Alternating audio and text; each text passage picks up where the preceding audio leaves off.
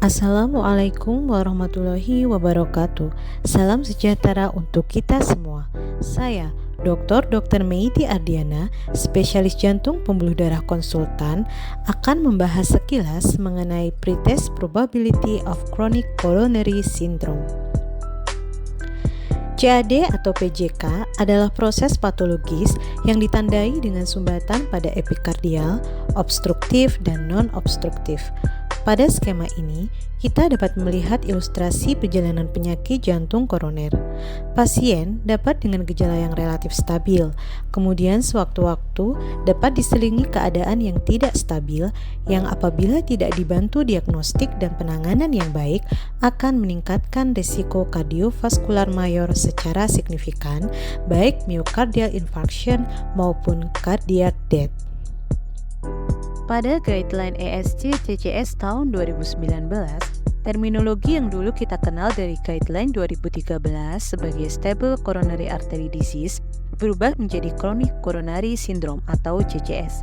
Hal ini disebabkan perjalanan penyakit CCS yang bersifat kronik progresif dan dinamik, di mana pada pasien yang stabilize dapat sewaktu-waktu mengalami keadaan akut yang menandakan penyakit ini tidak selalu stabil. Terdapat 6 skenario yang memungkinkan kita jumpai sehari-hari pada pasien CCS. Pertama, pasien suspek coronary artery disease dan gejala angina stabil dan atau angina ekuivalen. Kedua, pasien dengan new onset heart failure atau disfungsi left ventricle dan suspek coronary artery disease. Ketiga, pasien asimptomatik dan simptomatik dengan gejala stabil kurang dari 1 tahun post-acute coronary syndrome atau post-revaskularisasi.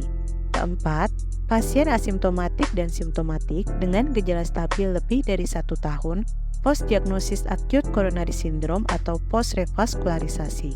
Kelima, pasien dengan angina dan suspek vasospastik dan MVD. Keenam, pasien asimptomatik yang terdeteksi coronary artery disease pada screening. Yang baru lagi di sini adanya revisi mayor dari PTP CAD dan memperkenalkan juga istilah clinical likelihood of CAD yang nantinya juga bantu ditentukan oleh PTP modifiers. Beberapa perubahan rekomendasi di mana pada guideline 2013 rekomendasi kelas 1 exercise ECG atau SCAD PTP intermediate di guideline 2019 peran exercise ECG lebih inferior untuk suatu diagnosis. Rekomendasi kelas 2B untuk rule in dan rule out. Akan tetapi, masih memiliki peran sebagai risk assessment kelas 1.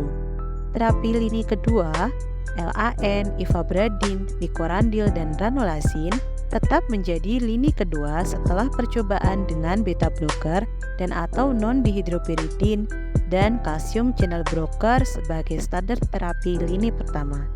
Ivabradin, nicorandil, ranolazine, dan trimetazidin dipertimbangkan sebagai lini kedua setelah percobaan dengan beta blocker, kalsium channel blocker, dan LAN. Kombinasi beta blocker atau calcium channel blocker dengan obat lini kedua sebagai terapi lini pertama, rekomendasinya adalah kelas 2B. Modalitas non-invasif untuk asesmen CFR yang dapat dipertimbangkan sekarang tidak hanya TTE Doppler LAD, tetapi juga CMR dan PET. Langkah pertama, kita assess gejala pasien dan investigasi klinis. Bila karakter keluhan pasien unstable, maka guideline yang kita gunakan adalah acute coronary syndrome. Pasien dengan keluhan yang karakternya stabil yang tidak akan direncanakan suatu revaskularisasi berdasarkan komorbiditas dan quality of life secara general, cukup dilakukan diagnosis secara klinis dan pemberian medical terapi yang optimal. Pemeriksaan awal seperti EKG istirahat, CXR, dan ekokardiografi dapat dilakukan untuk mengetahui fungsi pompa jantung. Kemudian, pada langkah keempat, assess PTP dan clinical likelihood of coronary artery disease pasien. Jadi, setelah langkah 1 hingga keempat, langkah kelima inilah cara kita memilih pemeriksaan objektif untuk memilih modalitas pemeriksaan untuk mendiagnosis suatu coronary artery disease. Tentu kita paham bahwa tidak semua coronary artery disease dapat dilakukan revaskularisasi pada panduan untuk revaskularisasi dan terapi medikal optimal sesuai dengan keluhan dan risiko kejadian mayor. Jadi, setelah langkah 1 hingga ke-4, langkah kelima inilah cara kita memilih pemeriksaan objektif untuk memilih modalistik pemeriksaan untuk mendiagnosis suatu coronary artery disease. Tentu kita paham bahwa tidak semua coronary artery disease dapat dilakukan revaskularisasi. Terdapat panduan untuk revaskularisasi dan terapi medikal optimal sesuai dengan keluhan dan risiko kejadian mayor. Kita lihat pada slide ini, ada perubahan antara PTP Guideline 2013 dengan 2019, di mana angka PTP mengalami penurunan yang signifikan. Hal ini disebabkan perkembangan modalitas diagnostik beserta aplikasinya.